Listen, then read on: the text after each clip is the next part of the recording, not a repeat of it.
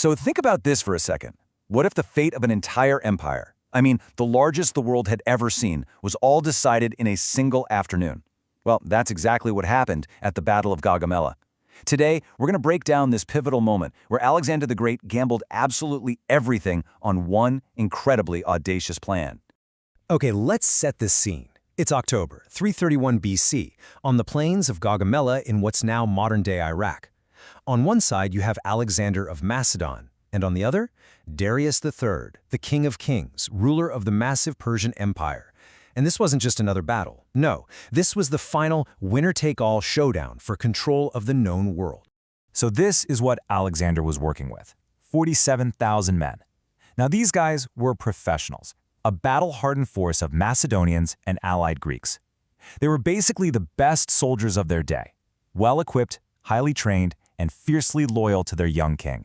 But, and this is a huge but, as tough as they were about to go up against an enemy that just dwarfed them. We are talking about a true David and Goliath situation here. That's right. The high-end estimate for Darius's army is over 250,000 soldiers. He had pulled in forces from every single corner of his vast empire. That's an advantage of more than 5 to 1. I mean, just let that number sink in for a second. It's absolutely staggering. So that brings us to the big question, right? How on earth did an army of 47,000 manage to defeat a force of over 250,000? Well, that's the strategic mystery we are going to unravel right now. But before a single sword was drawn, Darius actually made one last desperate attempt to stop this from happening. You see, he'd already lost to Alexander once before at the Battle of Issus, so he knew exactly how dangerous this Macedonian army could be. You can really see how desperate Darius was getting here. After losing the first battle, he offers to pay a ransom for his family, who Alexander had captured. Then he ups the ante, offering a huge chunk of his empire.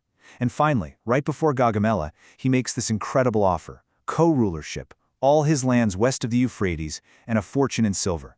He was basically offering to split the entire world with Alexander. Now Alexander's most trusted general, a guy named Parmenion, heard this offer and basically said, "Look, if I were you, Alexander, I would accept this deal." But Alexander's reply tells you everything you need to know about his ambition. He just looked at him and said, "So would I if I were Parmenion." You see, he wasn't there to share an empire. He was there to take it. So, no deal. The battle was on, and it all came down to this fundamental clash of military ideas: the high quality of a few versus the sheer quantity of the many. On one hand, you've got the Macedonians. They were a single, cohesive unit, a well-oiled machine armed with the deadly sarissa, a ridiculously long pike, like 6 meters long. And on the other hand, you have the Persian army, a sprawling, multi-ethnic force with dozens of different languages, all kinds of fighting styles, and really varied levels of training, all just thrown together for this one battle. And Darius really brought some terrifying toys to the field. I mean, check this out. He had 15 war elephants all the way from India. Just imagine you're a Macedonian infantryman and you see these things charging at you. They were designed to create shock and awe. Okay, let's just look at the raw numbers here.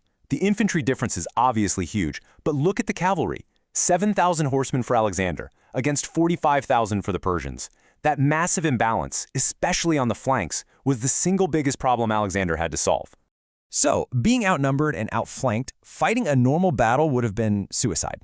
Alexander knew this, so he came up with a plan that was as brilliant as it was unorthodox. It was designed specifically to turn the Persians' greatest strength, their numbers, into their biggest weakness. It all broke down into 3 simple steps. First, lure. He was going to tempt the massive Persian cavalry on the wings to overextend themselves, to get them to chase his flanks. Second, create a gap. As that Persian line stretched itself thin, a weakness, a hole, was bound to open up in their center. And third, the final move: strike. He would personally lead a surgical charge with his best cavalry right into that gap, aiming straight for Darius himself. And this shows you exactly how it started. Instead of marching straight ahead, Alexander advanced his army diagonally, moving to the right. This weird movement completely confused the Persians. It also forced them off the nice flat ground they had prepared for their chariots.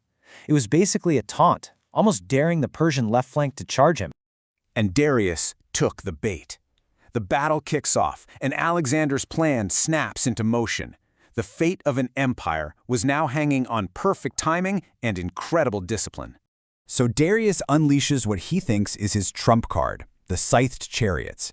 These things were terrifying, war machines designed to just plow through infantry, shredding soldiers with sharp blades sticking out of their wheels. But this is where that Macedonian discipline was just unreal. First, the light infantry peppered the chariot horses with javelins, creating chaos. Then, right as the chariots were about to hit their main line, the infantry ranks just opened up. They created these channels, and the chariots just passed harmlessly through. Any survivors were then swarmed from the sides. In a matter of minutes, Darius's superweapon was totally neutralized. And then, this is the moment. While all that chaos was happening on the flanks, the exact gap Alexander predicted opened up in the Persian center. And he didn't hesitate. He wheeled his elite Companion Cavalry, formed them into a wedge, and personally led a thunderous charge straight for Darius. We actually have an account from the ancient historian Arrian who tells us what happened next. The sight of Alexander's cavalry smashing through his own royal guards, plus the terrifying advance of the main Macedonian phalanx, it was just too much. The entire Persian command structure just broke, and Darius, the king of kings, turned his chariot around and fled. When a king runs, his army tends to follow. The flight of Darius completely sealed the fate of his army. What should have been a long, bloody battle turned into a total rout. But the consequences, well, they were so much bigger than just one military victory. And this isn't just some legend from old books. We have the receipts. This is a cuneiform tablet from the time, an actual record of the battle. After the victory, the great city of Babylon just surrendered to Alexander without even a fight. Just like that, he was the new master of Mesopotamia. As for Darius, his end was, well, it was tragic. He escaped the battle, but he could never really rally enough support to fight Alexander again. The next year, as he was fleeing from Alexander's relentless pursuit, he was betrayed and murdered by his own commanders. And with his death, the Achaemenid Empire, which had ruled for over 200 years, was effectively over. So we're left with this big question to chew on. Was the Battle of Gaugamela ultimately won because of the singular tactical genius of one man, Alexander the Great? Or was it lost by a vast, bloated empire that was maybe already starting to crack and fracture from the inside? It's a debate that historians are still having today.